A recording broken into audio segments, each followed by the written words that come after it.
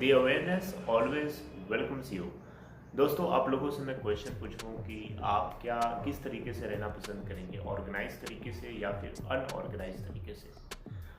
Organise तरीके से मेरा मतलब है कि आप जो है चीज़ों को अपनी नीड के अकॉर्डिंग एडजस्ट करके रखते हैं। एग्जांपल से आपको समझाना चाहूँगा। Suppose that you are having a lot of stuffs in your room and you have to manage all things because जैसे कि आप शूज़ हैं, क्लोथ्स हैं, बुक्स हैं, table, chair, beds, fan, bags, many more things are there, right? You have to manage all these things at different time.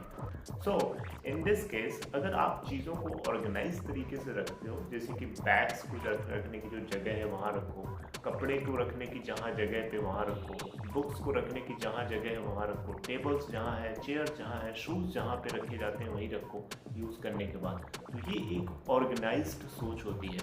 आपकी organisation, आप जो organise तरीके से रहते हो, ये आपके मेंटल स्टेटस को रिप्रेजेंट करता है।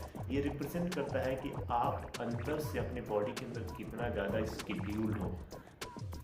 जितना ज़्यादा आप स्केड्यूल्ड रहोगे अंदर से, उतना ही ज़्यादा आपकी पर्सनैलिटी के अंदर वो चीज़ दिखती है, रिफ्लेक्ट होती है। आपको नहीं दिखेगी, लेकिन आपको जो देखता है उसको दिखती है। अगर आपको ये चीज़ जो है ट्रू नहीं लग रही है तो आप आजमा के देखिए। कुछ लोग यहाँ पे होते हैं जो चीज़ों को मेस्ड अप तरीके से देखना चाहते हैं। They do not like to see things in organized manner. Clothes कहीं पे भी पड़े हैं, शूज़ कहीं पे भी पड़े हैं, बुक्स पढ़ा कहीं पे भी रख दिया, है ना। बुक्स पढ़ते पढ़ते बिस्तर पे रख के सो गए, ठीक है, और इस तरीके शूज़ कहीं पे भी रख दिया।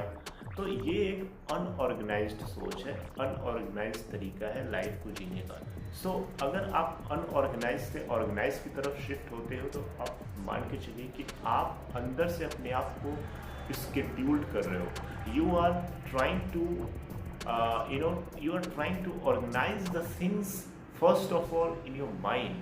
आप अपने आप को अपने माइंड स्टेटस को बहुत ही ज़्यादा स्ट्रिक्टली अपने अकॉर्डिंग हैंडल करते हो if you are organised.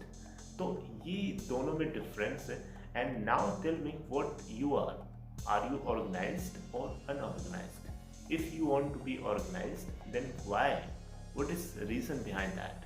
And if you are not interested to be organized, you are interested to be in unorganized manner, then why?